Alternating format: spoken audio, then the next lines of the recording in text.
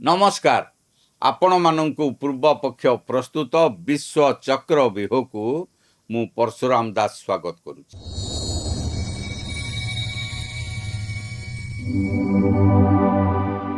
दर्शक बंधु युद्ध आउ पुराणा भली हब नाही। एबे युद्ध केवल सीमारे सैनिकंक लड़ई रे हेब नाही। एबे युद्ध हेब टेक्नोलोजी रे, मिसाइल रे एवं एमिति अस्त्र रे जहाँ शत्रु को तांको घर भितरे पसी ध्वंस करि परिबो। आउ एही दौड़े भारत एबे एमिति एक मिसाइल तैयारी करुछि जहाकु नै चीन और पाकिस्तान रे टेंशन बढ़िबा आरंभ होई गलानी। आउ एही मिसाइल रो नाम हेउछि रुद्रम 3। दर्शक बंधु यह साधारण मिसाइल नुहे, यह हेउछि एमिति एक शक्ति जहाँ शत्रुर radar, air defence system, command centre एवं बंकर को माटी सह माटी रे मिसई देई परिबो। एही मिसाइल को जून 2 तारिख दिन चांदीपुर स्थित आईटीआर रो सफल भाव रे परीक्षण शेष कर जाई सारिछि। दर्शक बंधु प्रथमे बुझंतु रुद्रम 3 असल रे कौन। यह हेउछि डीआरडीओ द्वारा तैयारी होइथिबा भारतर एक उन्नत वायु लॉन्च्ड क्षेपणास्त्र। अर्थात एही मिसाइल को भूमिर नुहे फाइटर जेट रु लॉन्च करा जिवो। यार मुख्य काम हेउछि शत्रु देशर एयर डिफेन्स सिस्टम को ध्वंस करिबा।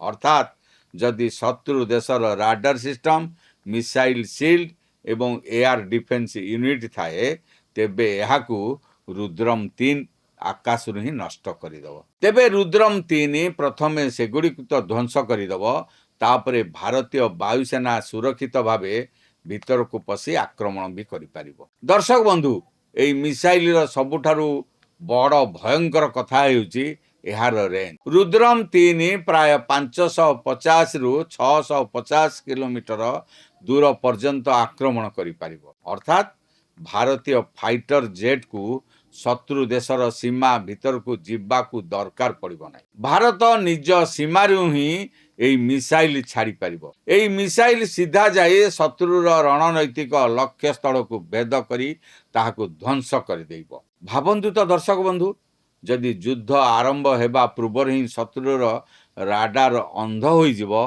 तेबे शत्रु देश किपरि आक्रमण करिवो। दर्शक बंधु एबे आसंतु यार गति विषय जानिबा। रिपोर्ट अनुसार रुद्रम 3 सुपरसोनिक ठारू नियर हाइपरसोनिक स्पीड रे उड़ी परिबो। अर्थात शत्रु देखिबा पूर्व ही यह लक्ष्य को आक्रमण करिदबो। आजिकाली युद्ध रे सबुठारू बड़ कथा हेउछि रिएक्शन टाइम।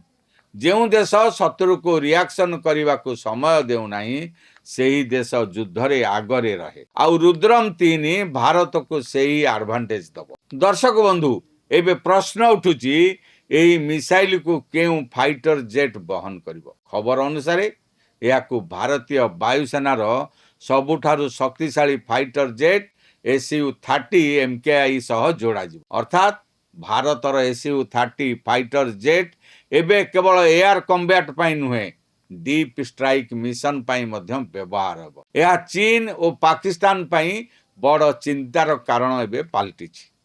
दर्शक बंधु रुद्रम 3 रो गाइडेंस सिस्टम मध्य बहुत एडवांस। यह INS और GPS नेविगेशन व्यवहार करिवो। यार अर्थ मिसाइल निजे निजर रास्ता चिन्हट करि परिबो।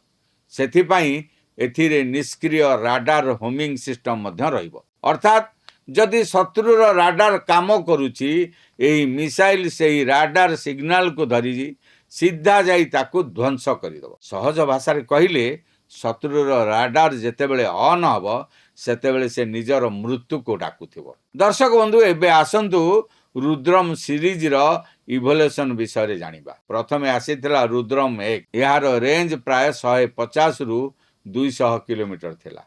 मुख्यतः राडार ध्वंस पई यहा को तैयारी करा जायथिला। तापरे आसिला रुद्रम 2। यार रेंज बढ़ी प्राय 300 किलोमीटर हैला। किंतु रुद्रम 3 सबुठारु अलगा।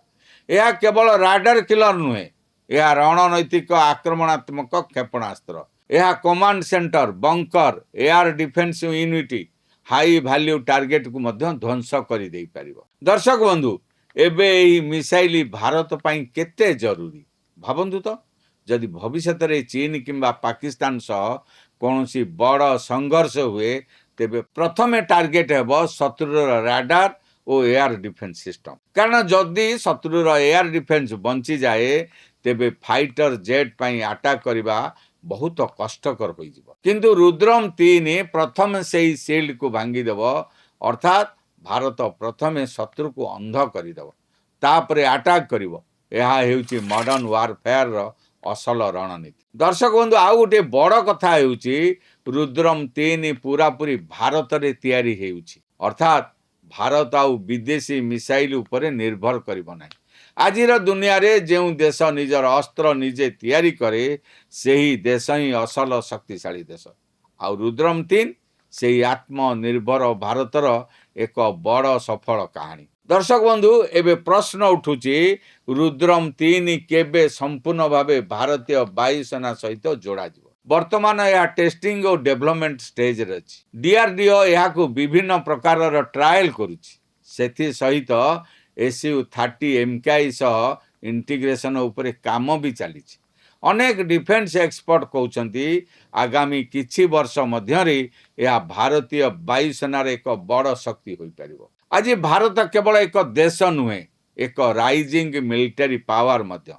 चीन हेउ कि पाकिस्तान समस्ते एबे भारतर डिफेन्स टेक्नोलोजी को गभीर भाव में नजर रखुछन। कारण भारत एबे केवल सुरक्षा पाई नुहे आवश्यक पड़िले डीप स्ट्राइक करिवार क्षमता मध्य हासिल करुछि।